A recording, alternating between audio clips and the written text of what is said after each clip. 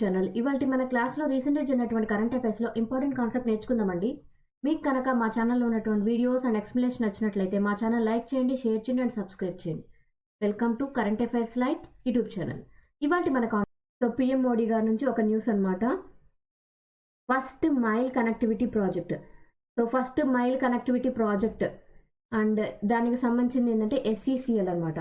So SECL అంటే south eastern cold field limited అంటాం. South eastern cold field లిమిటెడ్గా ఎస్ఈసిఎల్ని మనం పిలుస్తుంటాం. సో ఇది నార్మల్గా అయితే మధ్యప్రదేశ్ అండ్ ఛత్తీస్గఢ్ ప్రాంతంలో మనకి చాలా కోల్ ఫీల్డ్స్ ఉన్నాయి. కోల్ ఫీల్డ్ అంటే బొగ్గు నిక్షేపాలతో కలిగినటువంటి గనులు అనమాట. సో ఆ గనులు ఏవైతే ఉంటాయో వాటన్నిటికీ కలిపి ఒక ఆర్గనైజేషన్ లాగా south eastern cold field limited అనేది ఉంది. సో ఇందులో నియర్లీ 92 ప్లేసెస్లో కోల్డ్ ఫీల్డ్ ఎగ్జర్వేషన్స్ అనేవి ఉన్నాయి. అంటే బొగ్గుని వెలికి తీసేటువంటి ప్రదేశాలు అనేవి మనకు ఉన్నాయి అన్నమాట.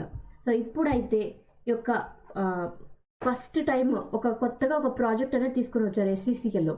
అండ్ దీనివల్ల ఇంత ముందున్న వాటికన్నా డిఫరెన్స్ ఏంటి అంటే ఈ ప్రాజెక్ట్లో భాగంగా వాళ్ళు ఏవైతే మార్పులు చేశారో వాటి వల్ల ఏంటంటే చాలా ఫాస్ట్గా రికవరీ అనేది చేయగలుగుతాం. అంటే బొగ్గుని వెలికితీత అనేది చాలా స్పీడ్గా చేయగలుగుతాం అని చేసే విధానంలో ఎకో ఫ్రెండ్లీ నేచర్ని ఫాలో అవుతున్నారు. బొగ్గుని వెలికి తీయడం అంటే అక్కడ sound pollution and air pollution అనేది ఎక్కువగా ఉంటుంది. బట్ ఎకో ఫ్రెండ్లీ అన్నప్పుడు అది వాతావరణాన్ని ఇబ్బంది కలిగించకుండా ఉండే విధంగా ప్లాన్ చేస్తున్నారు.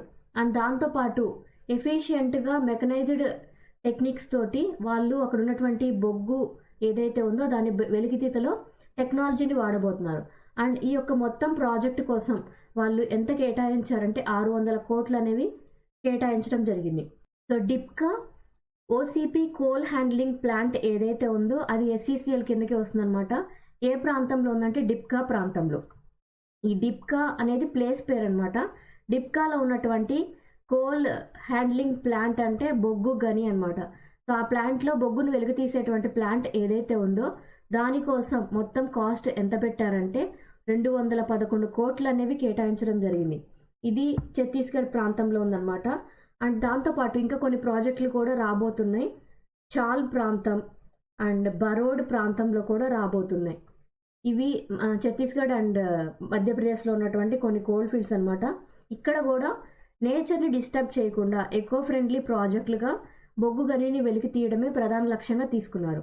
మొత్తం ప్రాజెక్ట్ కాస్ట్ అయితే 600 కోట్లుగా ఉన్నప్పుడు ఈ యొక్క ఓసీపీ అంటే నథింగ్ బట్ డిప్కా దగ్గర ఉన్నటువంటి ప్లాంట్ ఏదైతే ఉందో దానికోసం 211 కోట్లు పెట్టారు.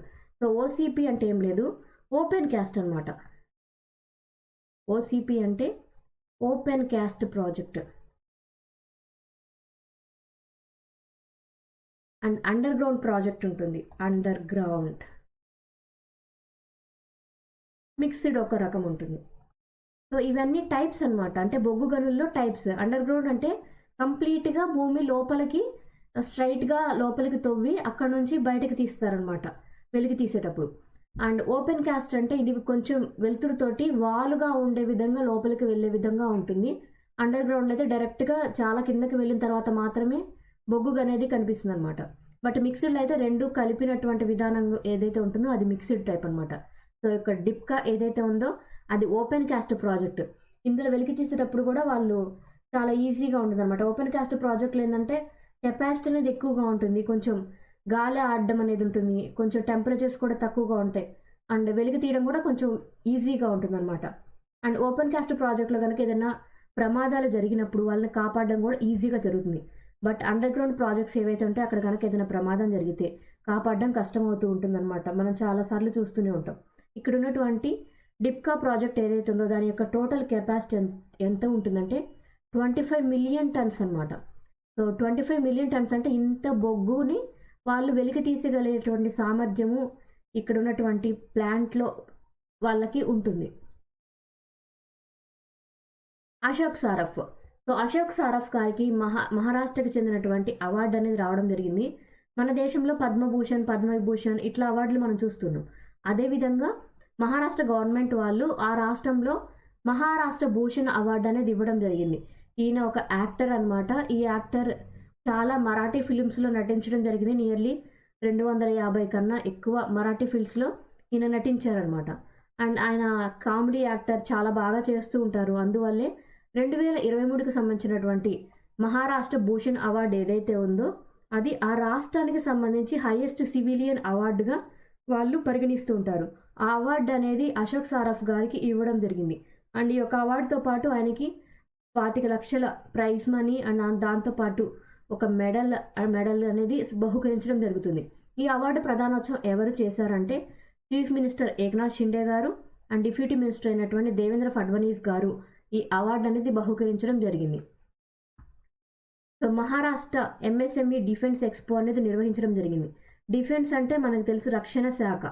సో రక్షణ శాఖకి సంబంధించినటువంటి ఏవైతే ఆర్మ్డ్ ఉంటాయో, అంటే అక్కడ ఉన్నటువంటి గన్స్ అయినా, వెపన్స్ అయినా, మిసైల్స్ అయినా ఏవైతే ఉంటాయో వాటిని ప్రజల యొక్క సందర్శనార్థం ఉంచడమే ఎక్స్పో అనమాట. సో ఇక్కడ మహారాష్ట్రలో ఎంఎస్ఎంఈ డిఫెన్స్ ఎక్స్పో అనేది నిర్వహించడం జరిగింది. అండ్ ఇది ఒక 3 రోజుల పాటు జరిగినటువంటి డిఫెన్స్ ఎక్స్పో అనమాట. ఇందులో ఏంటంటే international exhibition and convention centre ఎక్కడ జరిగింది అండ్ ఇది ఎక్కడ అంటే పూణేలో అనమాట.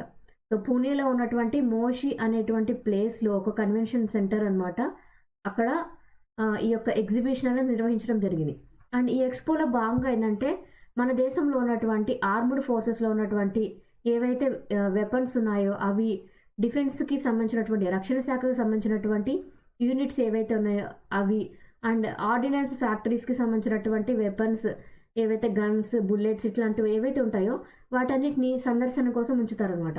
అండ్ ఐఏఎఫ్ వాళ్ళకి సంబంధించినటువంటివి అంటే ఇండియన్ ఎయిర్ ఫోర్స్కి సంబంధించినటువంటి సమార్ 2 ఒకటి అండ్ ఆకాష్ మిస్సైల్ ఒకటి. ఆకాష్ మిస్సైల్ అంటే సర్ఫేస్ టు ఎయిర్ వెపన్ అనమాట. ఈ మిస్సైల్ని కూడా సందర్శనం కోసం ఉంచారు. అండ్ డిఆర్డిఓకి చెందినటువంటి Pinaka and multi barrel rocket launcher ఒకటి ఇందులో పెట్టారు వాళ్ళు చూడడానికి. అండ్ మౌంటెడ్ గన్ ఏదైతే ఉందో దాన్ని కూడా ఈ ఎక్స్పోలో డిస్ప్లే చేయడం జరిగింది. సో ఇక్కడ మహారాష్ట్ర ఎంఎస్ఎంఈ డిఫెన్స్ ఎక్స్పో ఎక్కడ జరిగింది అంటే పూణేలో జరిగింది. సో పూణేలో ఉన్నటువంటి మోషే ప్రాంతంలో డిఫెన్స్ ఎక్స్పో అనేది నిర్వహించడం జరిగింది. వియత్నాం దేశం అనేది న్యూస్లో వచ్చిందనమాట హైలైటెడ్గా. ఎందుకంటే ప్రతి దేశం కూడా ఇప్పుడు ఆల్టర్నేటివ్ ఎనర్జీ సోర్సెస్ వైపు చూస్తుంది. సో ఆల్టర్నేటివ్ ఎనర్జీ సోర్సెస్ అంటే మనం సోలార్ ఎనర్జీ మీద ఎలా డిపెండ్ అవ్వాలనుకుంటున్నామో అదేవిధంగా ఎనర్జీ జనరేషన్ కోసం ఒక్కొక్క దేశం ఒక్కో విధంగా పాటుపడుతుంది అనమాట. సో వియత్నాం వాళ్ళైతే హైడ్రోజన్ ఎనర్జీ మీద వాళ్ళు ఇక మీదట డిపెండ్ అవబోతున్నారు. అందులో భాగంగా ఏంటంటే వచ్చే సంవత్సరం